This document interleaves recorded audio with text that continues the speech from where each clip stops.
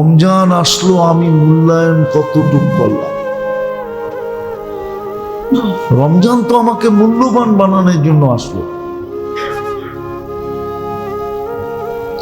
নাইলে ওই কথা সত্য হবে। আল্লাহর উপরে অভিযোগ করে কোনো লাভ নাই। বহুত মানুষ অভিযোগ করতেছে, আমরাও করি, সারা দুনিয়া করতেছে, মুসলমান করতেছে। গায়রে মুসলিম তো আল্লাহকে চিনি না, মুসলমানই অভিযোগ করতেছে। আল্লাহ কি অমুকটা দেখে না, তমুকটা দেখে না? আল্লাহ দেখে সব, আল্লাহ দেখে সব দেখে। কিন্তু আপনি বলেন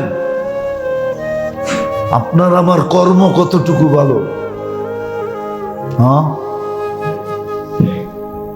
রমজান আসার সাথে সাথে যেই গুনাহগুলা ছাড়ার কথা ছিল, কয়জন ওই গুনাহগুলা ছাড়ছে? এই জন্যই তো রমজান আসবে। 4 ব্যক্তিকে আল্লাহ মাফ করবে না যদি তওবা না করলো, আর তওবাও তওবার মতো তওবা না করলো। 4 ব্যক্তিকে মাফ করবে না।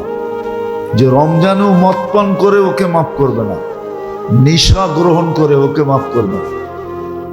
একটা কথা মনে উঠলো, এই জন্য বলতেছি, এখনো মসজিদে জুতা চুরি হয় না? হয় না?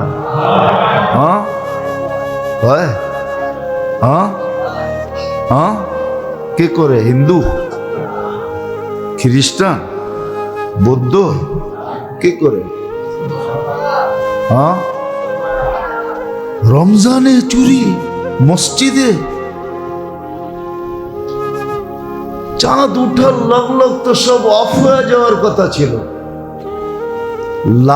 লাল লাইট জ্বললে যেরকম ট্রাফিক থাইমা যায়, রমজানে চাঁদ দেখা তো মুসলিম জগতে গুনাহ থাইমা যাওয়ার কথা ছিল।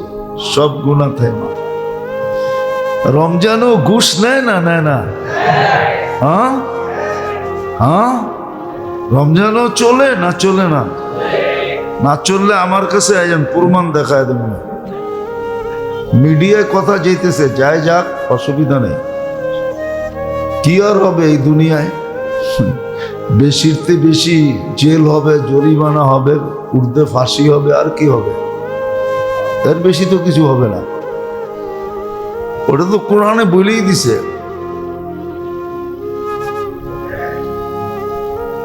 তো যেটা বুঝাইতেছিলাম, রমজানে ঘুষ হয় না? হয় না? বেশি হয়, ঠিক না? কেননা সামনে ঈদ না।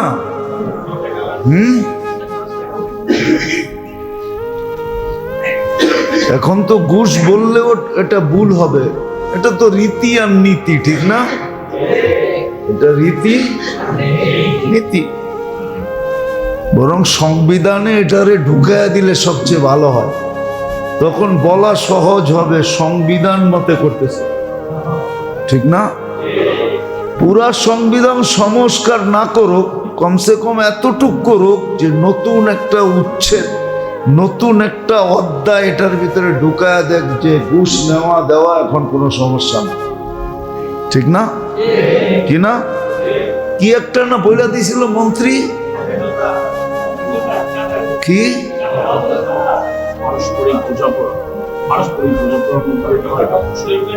হ্যাঁ, পারস্পরিক বোঝাপড়ার মধ্যে। আমাকে মোতাওয়াল্লি সাহেব সুন্দর বলছে, পারস্পরিক বোঝাপড়ার ভিতরে যেটা নেওয়া হয় ওটাকে চাঁদাও বলে না, ওটাকে ঘুষও বলে।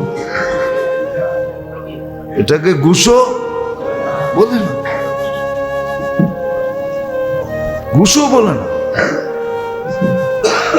একদল বলে 2 দিনের কাম না, 2 মিনিটের কাম না।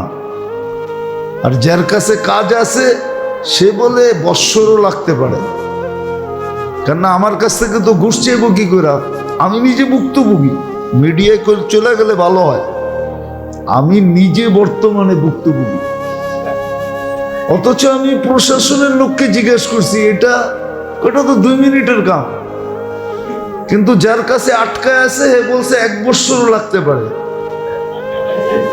কি অর্থাৎ আমাকে ভোগাইতে ভোগাইতে মুখ দিয়া বাহির করবে যে কিছু লয়া দয়া হইল, এটাকে ক্লিয়ার করে দেন। তখন কইব আপনিই তো সদিচ্ছে কিছু লইতে কইছেন, আমরা তো চাই নাই, আমরা তো চাই নাই। রমজান গুনাহ থামে নাই, হাসেন না। এই জন্যই দ্বিতীয় অপশন দিছে। প্রথম অপশন ছিল তোমাদেরকে হুকুম দিছি মূল্যায়ন করার জন্য, মূল্যায়ন করবে তো আমরা তোমাদেরকে মূল্যায়িত করব, তোমাদেরকে দুনিয়া তো ইজ্জত দিব, আখেরাত তো ইজ্জত দিব। আর দিতেছিলেন, ইতিহাসে নাই এরকম না, লম্বা একটা সময় মুসলমানের ইজ্জত ছিল,